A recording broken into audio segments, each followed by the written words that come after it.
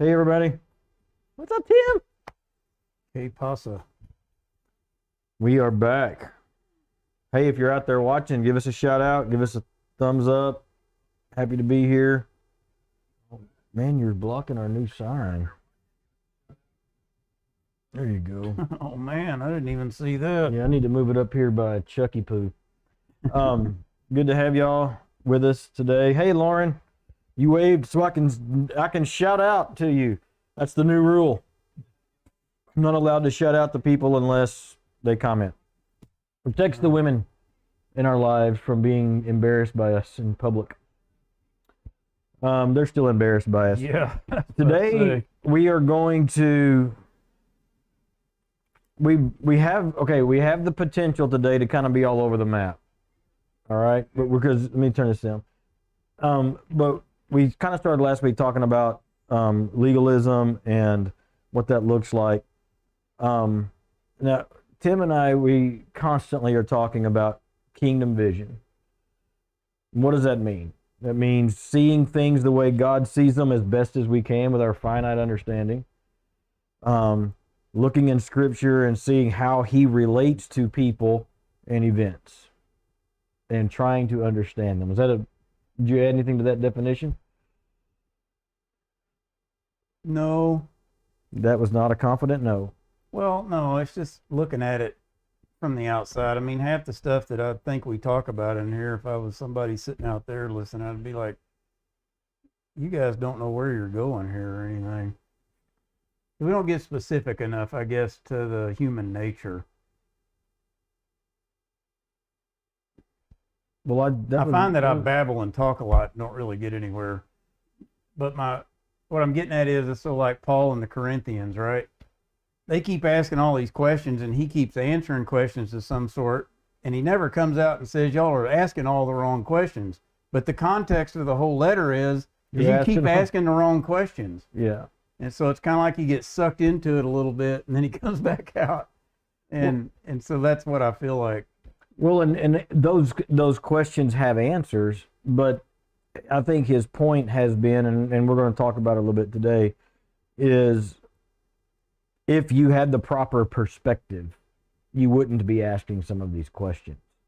I think that's probably fair, because I know in my own walk, that's kind of how I get bent up over how I think something is or should be or present, or, it's logical in my head. And then I come to find out, either by going through it or looking back on it, especially when I know that God's hand was in it. Of course, his hand is in it all the time anyway, but just from our perspective, I see something and there was no way that I would have been able to pick that out, or his ways are not our ways and his thoughts are not our thoughts. And even on our best theological Christian day, God may do something that you'd look at and go, there's no way that was God. Yeah. And then later on you look back and you go, so anyway. So maybe it was. Well, and the difficult thing that we constantly kind of, I wouldn't say we have trouble with, we're just always constantly pounding, is taking some of these discussions, even when we're studying through things like 1 Corinthians, and putting some boots on the ground, because that's what people are really kind of looking for. How does this apply to me on a random Thursday? Yes. At the same time, we want to, we don't want to say, well, that's also the wrong question, but it's not. And we don't want to debunk or try to, or even not debunk's not the right word. I don't want to cast aspersions on anything. We're trying to be careful about that all the time. But one of the things I asked Tim if we could talk about today was something that's come up in a conversation, 3 different conversations for me in the last week and a half. And I think it's a good example, because to me, legalism occurs when we try to force feed our logical understanding and our ideas of how the kingdom is supposed to work onto how the kingdom actually works. Yeah. Or even, and it might not even be that we're wrong about the way that it works, but it's when we start casting our ideas as requirements for the kingdom. We saw it in where do you see this in the scriptures? Well, when the Gentiles started coming in and the Jews were like, well, they got to be circumcised in order to be saved. circumcision was an edict and a commandment by God. It wasn't a bad thing. Well, and it wasn't something that started in their lifetime. It Yeah. was tradition and been around for a long time. So it's really easy to look at that and go, well, this is the right way to do it. Right. Well, and if you were a Jew, it was the right way to do it. It's not that it was the wrong way to do it. It was that under the new covenant, it was still being used as a requirement. It's not cliche to say that Jesus changed everything. He himself said, I come to bring you a new covenant. It's not that the old is passed away, to use scriptural language. It's not that it was bad or wrong. Well, it also means that God didn't change his mind. Okay, yes, I agree with you, but put some feet on that. Well, I think that's one of the ways that we get lost in things. Old covenant, new covenant. Not a bad study. It's not that you don't look at it in those terms. That's not what I'm getting at. But we get caught up in, well, this is the new way to do things, and we can start putting that on top of, well, then God obviously must have changed his mind. So looking at it from where we are and how we have to associate things versus how God's looking at it and always looked at things. So I guess it looks like a different axiom, if that's the right term. It looks like, and you could make the argument sort of, at least in a human perspective, that God changed his mind, that the way he set it up wasn't working. So then we went to something different. Well, the problem that we have, and what turns into legalism, is that we are more focused on the how than we are the who. That's the basis of every last piece of that. Yeah. Every last piece of it. When we get focused on the how as the preeminent and not the who, what I hear Paul saying in 1 Corinthians, other books too, is there is a how. There, all of that stuff is good. The temple worship was good, but it wasn't preeminent. And when Jesus came on the scene, after Acts 2, especially when the Spirit was given to everybody, the priesthood of the believer was really enacted. It wasn't that he changed his mind. That was always the plan. Yeah. But it was another phase of the plan. It's not that he changed his mind. And that sounds very dispensational, and I'm probably not a true dispensationalist in terms of eras and all that sort of thing. But the truth is yes, he enacted like phase 2 or whatever, phase whatever, of the plan of redemption. Part of which was the ubiquitous, provision of the Holy Spirit. That is the new covenant, which gives us the access to God, which just, to me, it buttresses the old idea, and you see it in Genesis 32, you see it with Jacob wrestling with God, that it's always been about learning who God is. Yeah. And understanding him and having relationship with him. Moses and him were a great example of that. And just because he's enacted a different phase of, now it's not just the prophet, it's not just Moses, it's not just Joshua, it's not just the Levites. Now it's he's not changing his plan, he's expanding his plan. Does that make any sense? Yeah, it does. But everything you just said, even dispensationalism and all that stuff, those are all labels that men have put on top of things, trying to categorize and organize so that they can look at it and see what's a pattern here, if there is a pattern. I'm not even talking about we're trying to mess it up. That's just how we're built. Yeah. And because if you can figure that out, you can figure out the formula. To me, it's as simple as, and I do that too. I'm not saying I've arrived at some level of understanding that nobody can get. I don't mean it like that. But the new covenant, where the Spirit has come and indwells within us, that just really put us in the same place that Adam and Eve were before the fall. Right. Yeah. Now, whether they had the Spirit dwelling, this is where men get goofy. Well, they didn't have the Spirit dwelling in them. They were, it was this separate thing. Well, I don't know if it was or not, but I know that the communication was the same. I don't know that it matters. It's semantics at that point. It doesn't matter, but that's how we get stuck in legalism, because you might go back and try to analyze that, well, wait a minute, it's not the same. And anyway, we get stuck in this, how does it work? that you'd even go back to that perfect environment and try to analyze the snot out of it. You say snot on TV? Yes. Until I can understand why he would do what he did there. Is that? Yes. And so it gets to a point where, I guess what I'm saying is,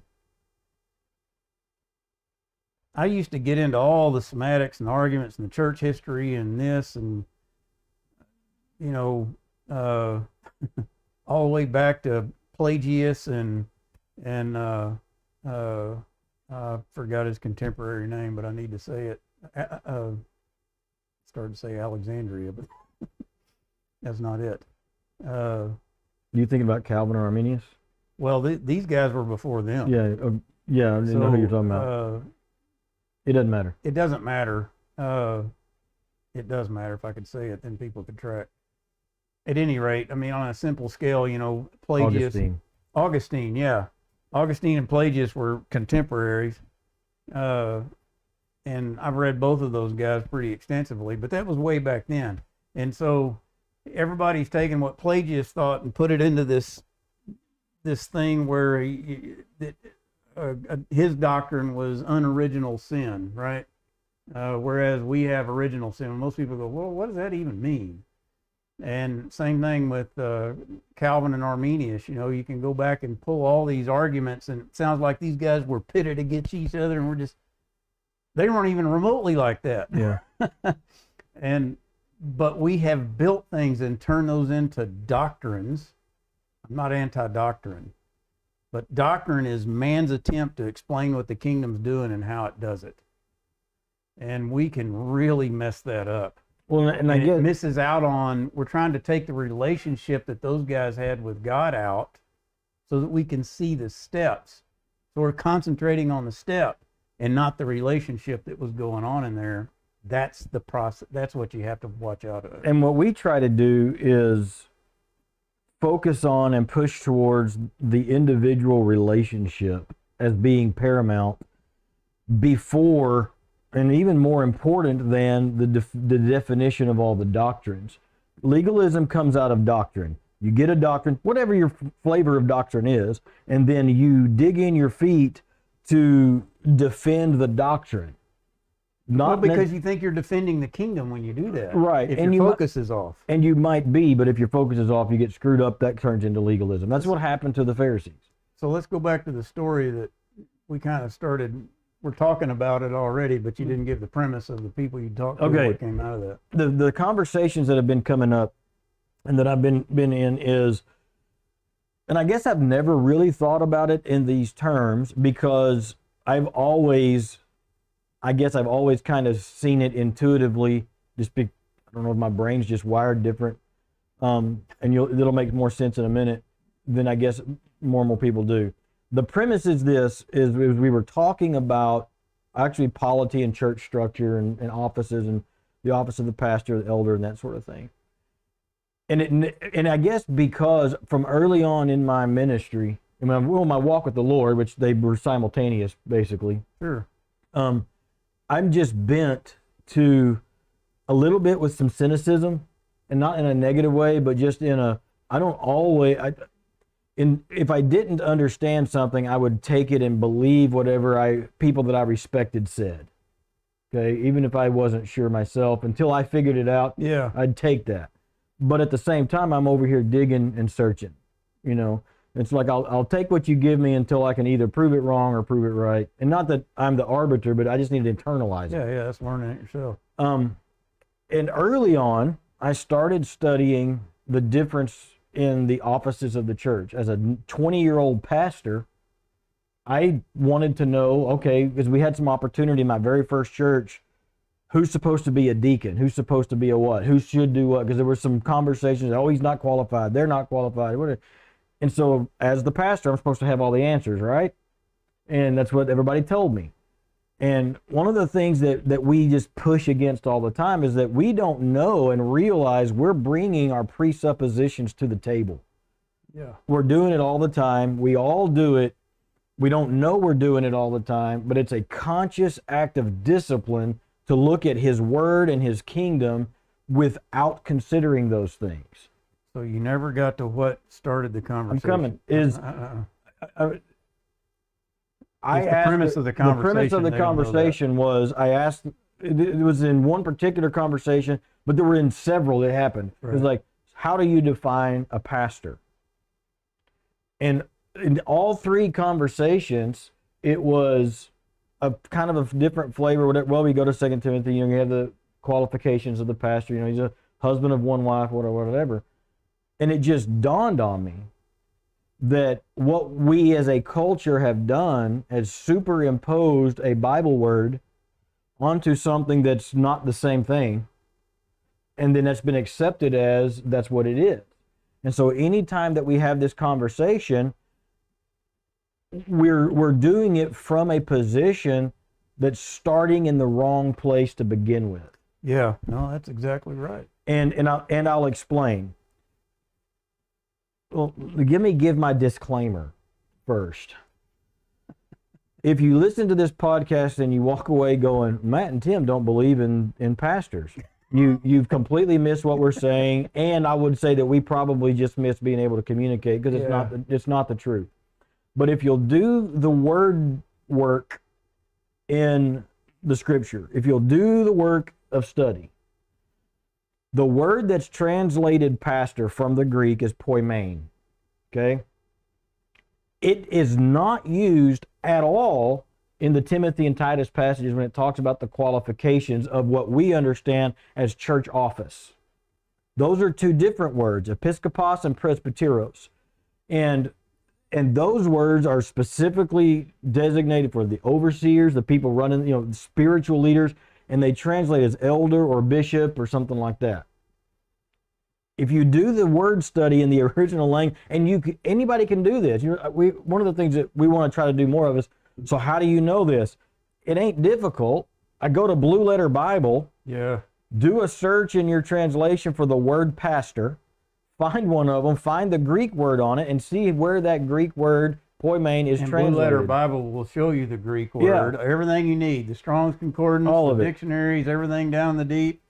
You don't have to be a Bible scholar to figure that out anymore. It's right at your fingertips. And so, I've been saying this for some time, and I actually heard a guy on the radio on a podcast yesterday, last night driving home, who reiterated the same thing. And honestly, it was the first time I'd ever heard anybody outside of my own brain say it.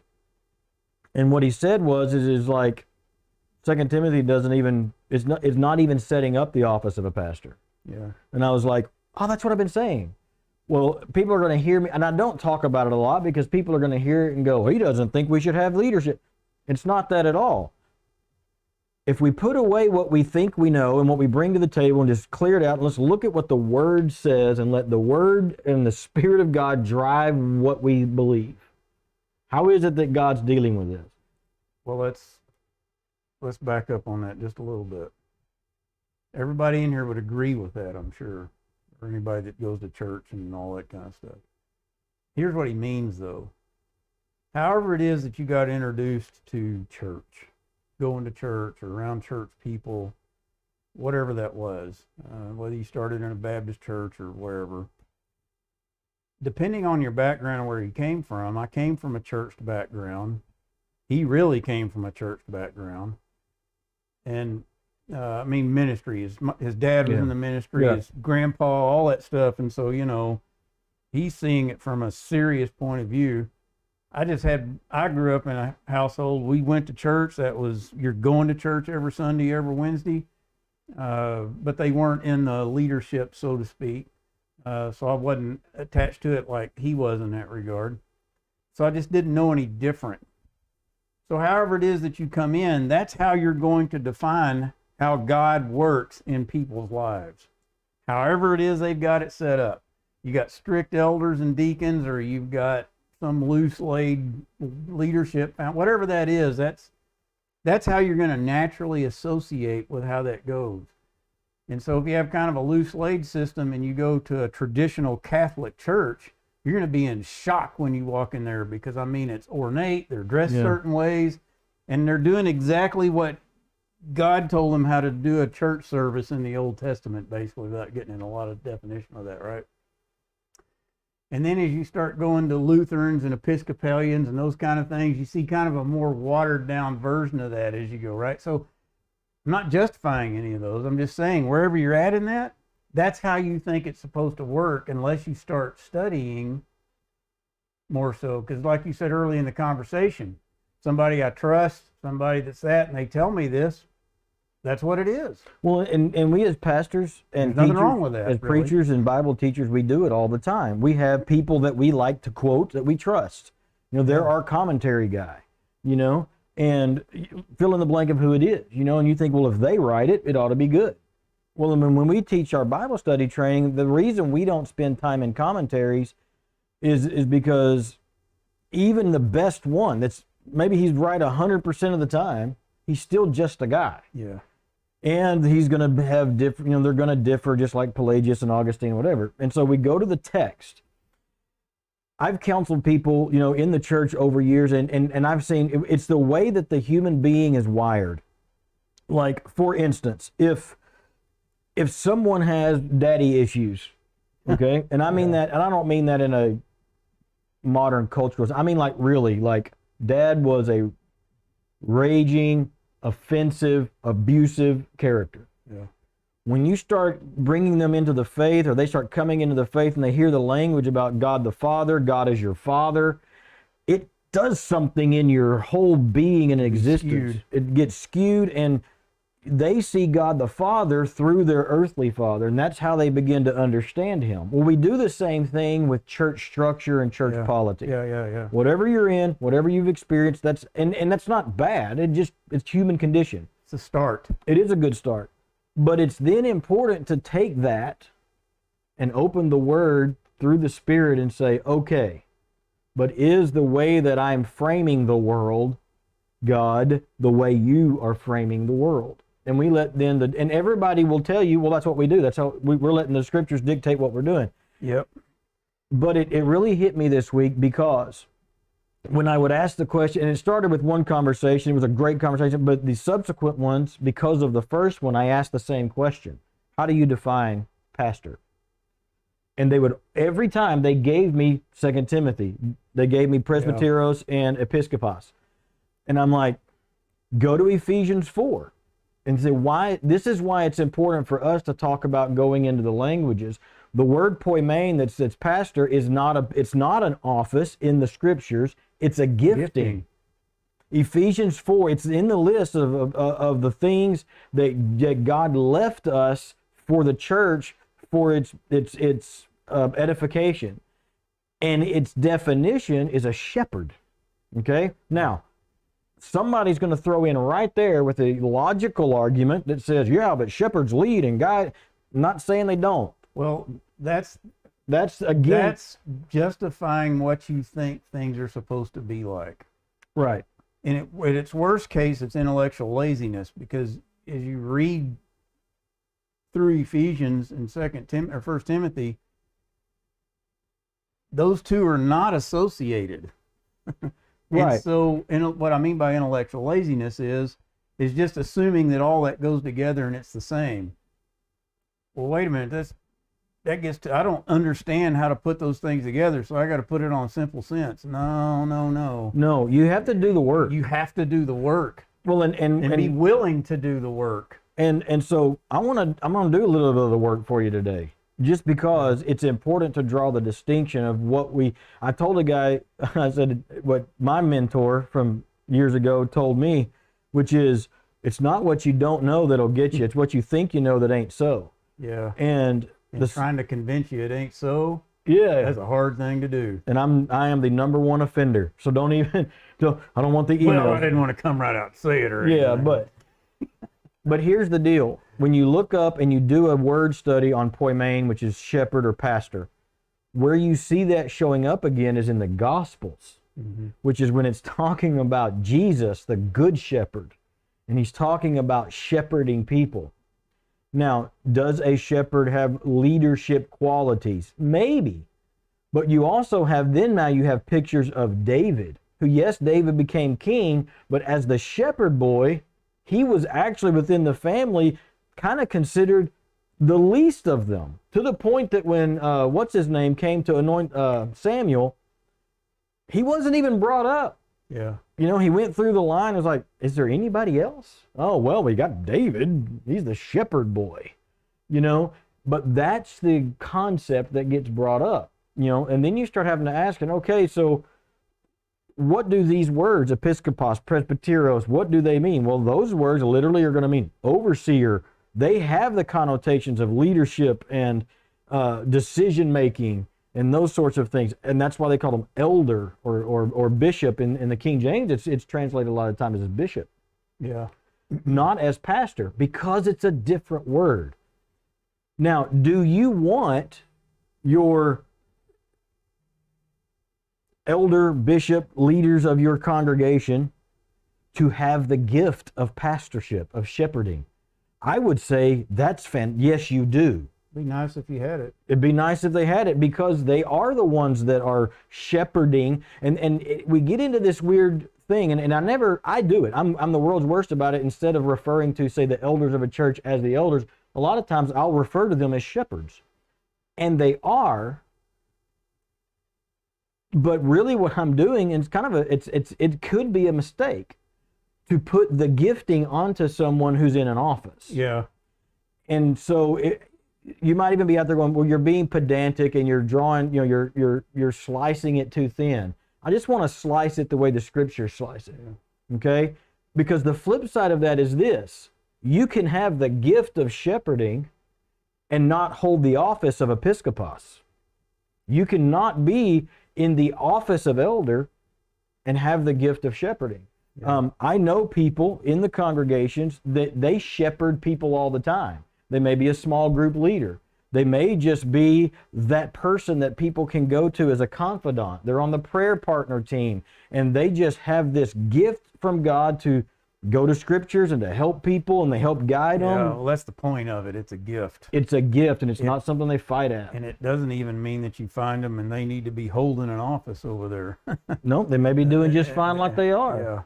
I have said it even about my own walk, kind of offhandedly, but as I've been thinking about this, it's been true that I've done more pastoral work in terms of being able to shepherd people on a more intimate basis outside of the office of elder than I did when I was in it. Yeah. Because as an overseer, you are encumbered a lot of times by all of the logistics stuff, and it's just stuff that's got to be done. How do you lead people? How do you do the logistics and all this? Even Moses had, how do you get 1 million people across the desert, get them water and all those sorts of things that sometimes can take away from the actual shepherding aspects. Yeah. Now, do those overlap? They sure can. Well, and I think they do a lot of times.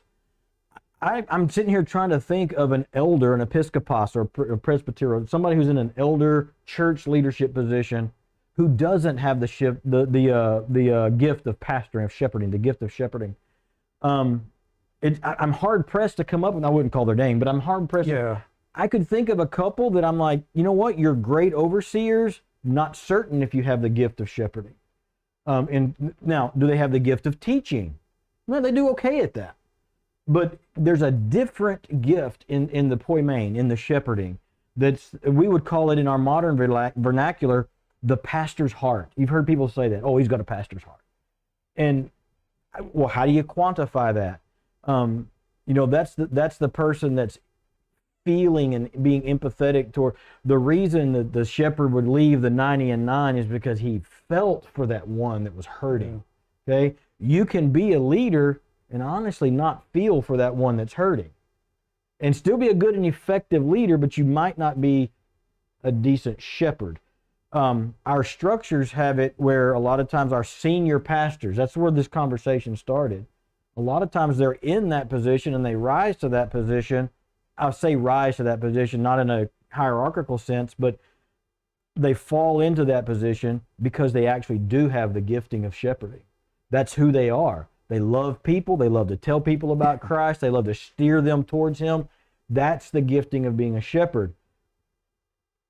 But then they may not be organizationally all that savvy. Does that make sense?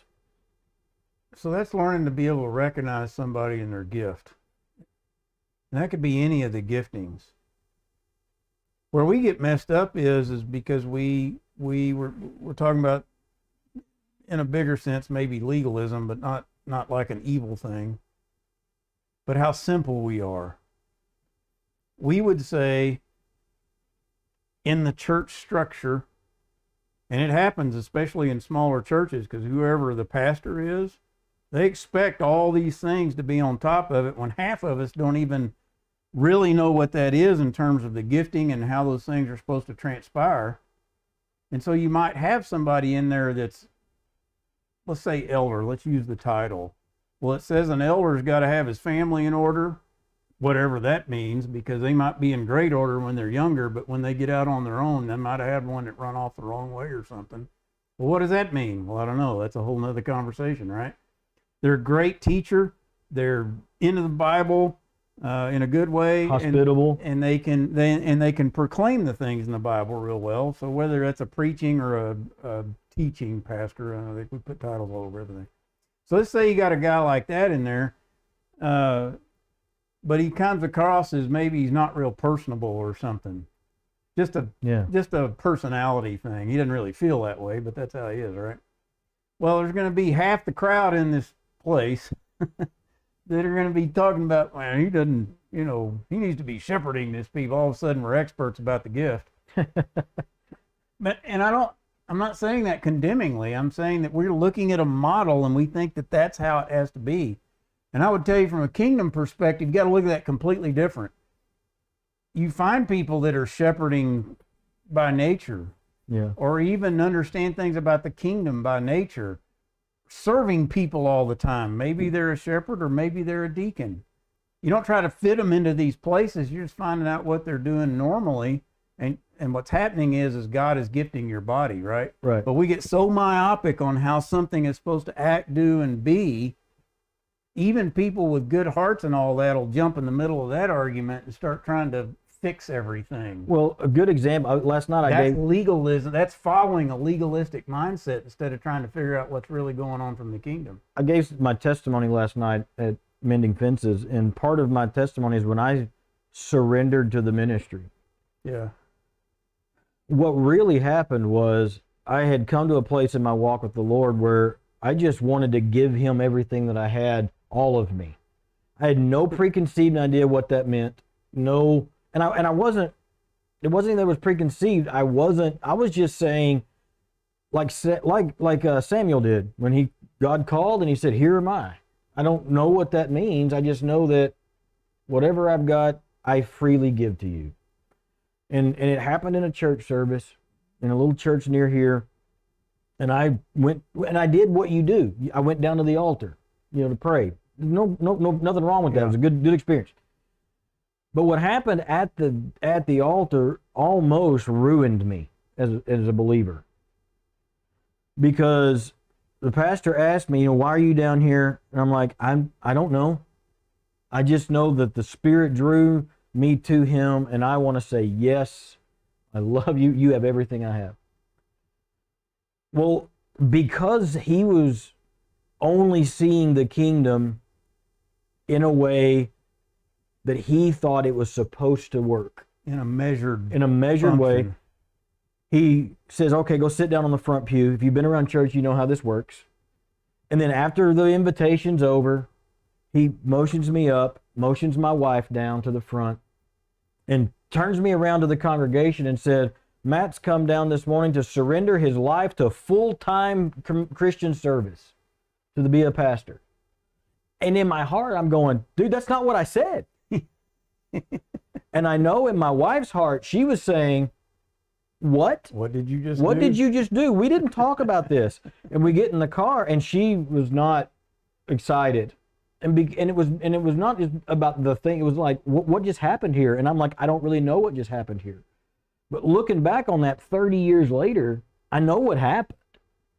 Is the guy leading the service had a very limited view of what the kingdom can do, should do, and it was defined by what he thought it was supposed to do. Yeah. And it was, if you want to be in full service to the Lord, well, that means you're going to be a foreign missionary or a pastor, obviously. That was his take on it.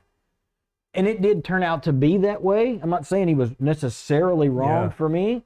But I wonder how many people that we don't let exercise the way God's gifting them because we force them into something that they're not supposed to be doing, or vice versa. Yeah, and I would even say, remember that God is encompassing everything. So even if that was messed up, if your heart's perfect towards the Lord, he uses that stuff to work things out. That's the cool thing about all this. Yeah. And in our simple way of thinking, you think, well, if I go down and surrender my life, so to speak, you don't see a lot of that in churches these days. Maybe more traditionals, you'll see kind of an invitation like that. But so down in like Mexico and some of the third world places that I go, you know, at the end of the service, man, they're like, hey, if you need prayer, if you need this, if you need that, come on down here. And that, they don't really measure it in terms of, if you come down there, you know, I'm surrendering for, and they don't interpret it that you're coming into full-time ministry doing that kind of stuff. Right. In general, right? Yeah. You'll find people that may do that. But we may think, if we go up and say something like that, that somebody's going to try to pin us into something that we don't really know about. And frankly, that's a whole nother conversation about doing what the Lord's calling you to do. But this is all about preconceived ideas of how something is supposed to work. And when those preconceived ideas become what you defend and what you pursue, you do that at the expense of pursuing the one who's calling. And that, so you were saying something earlier about, you know, doing the right doctrines and those things. So when you're in that journey, I did it, how I thought things worked. Sure. I would start trying to justify it by what I was pulling out of the scriptures. Yeah. Sometimes it might have been true or half true, but I didn't know. I wasn't. Yeah, I probably was trying to force square pegs into round holes sometimes. But my nature and where I was at and all that kind of stuff, I thought I was doing the right thing toward the kingdom. But we have a propensity for that. You have to be aware of that. And my point is, and all this is not trying to put you on guard, but if you find yourself trying to prove how you think, you're not looking at the one that put it all together for that. Well, there's a great example of that in our culture right now, and he's taken a crap ton of, can I say that? He's taken a lot of crap a ton of flack over it. But Francis Chan, and I don't know what you think about him. I don't really care what you think about him. He went through this process of, he was going through Ephesians, he was teaching through it, and he just opened his, if you hear his testimony, this is his testimony. If I had nothing but this book, would what we're doing for the Lord right now in the church or whatever, would it look like what this book is describing? And ultimately, it had begun earlier than that, but he wound up leaving his church that he started and all this stuff and doing it. And you know, did he do it right? I don't know. The point of the testimony is that he didn't even realize, he was this international, global personality saying, I was bringing stuff to the table that I wasn't even aware I was bringing to the table. Yeah. I was bringing filters into the scriptures instead of just saying, what is it that the scriptures are seeing? And it's, what you come out with is almost irrelevant in terms of, you know, if God brings you full circle, then he brings you full circle. But here's what we do. We go, well, what are the qualifications of a pastor? Well, you go to Timothy and they'll tell you, you know, he's got to be all those things you listed a while ago. But that's not even what the text says. That's not what it says. And it's not what the text says. The text says that an elder or a bishop or an overseer has those qualifications. Now, can that be the pastor? Certainly. Yeah. But it's just an example of where we have in our mind that label or that person or that position goes with that thing in the scriptures, instead of letting the scriptures say to us, wait a second, this is speaking about something that is different. It can overlap, but the word actually talks about that word pastor as a shepherd. Now, were your overseers shepherd? Almost certainly. But do all of your shepherds oversee? No, sir. Yeah. They don't necessarily. It's a great marriage of giftings. But it's important to let the word describe to us through the Holy Spirit what it is that he's trying to tell us, instead of us coming to it with, oh, look, that proves my point. It's called proof texting. And even if you're right, it's the wrong approach. Yeah. You know what I'm saying? Yeah. We should, and we said all that. When we talk about kingdom vision, let's bring it full circle and we'll let you go. When we talk about kingdom vision and all that stuff, it's an effort, and I'm going to be honest with you, we've talked about this some of it is a fight sometimes internally, not just with the culture, in my own self. Yeah.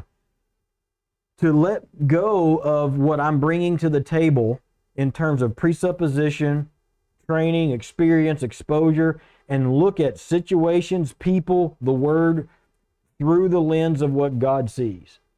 There's a lot of times we'll get in conversations and Tim will start laughing and I'm like, what? What are you laughing at? And he'll go, well, you're going back to your roots, your old legalistic roots. And I'm like, I'm not even being legal.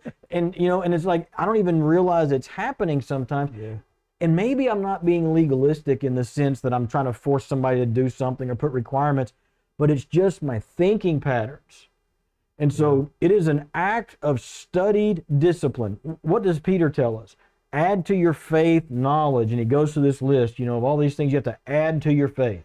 Yeah. So I tell the sola fide guys, you know, by faith alone. Yeah, your salvation is by faith alone, but your maturity is not by faith alone. Yeah. Your maturity is by work in the Word through the power of the Spirit to let us see. And so when we're talking about kingdom vision as opposed to legalism and those sorts of things, the admonishment that I just feel very passionate about is approach the text as though the text is actually what's supposed to drive everything.